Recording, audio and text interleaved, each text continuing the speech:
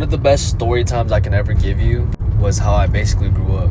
As you can tell, I'm Filipino, and I grew up in a very, very strict upbringing. My dad was pretty adamant about me not having friends just because he wanted me to focus on my studies. And my mom, she was kind of nurturing. She kind of let me hang out with some people, but the one thing that I learned growing up was building trust. You can't just easily trust people. But I tend to now have a mentality of having a mixture of both.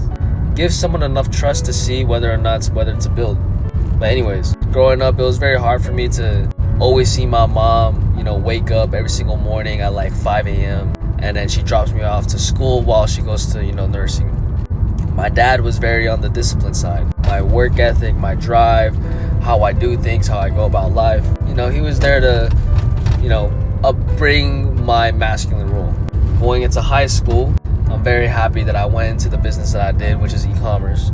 And it was all risk because I had pretty much no money to my name. So I learned about credit via YouTube. So with that credit, I was able to fund my business. And, it just goes to show that I've always been curious. I've always been independent. And, all those skills pretty much transcended to who I am now. This 21-year-old kid that's willing to, work on whatever he needs to do in this world to become as successful as he can be.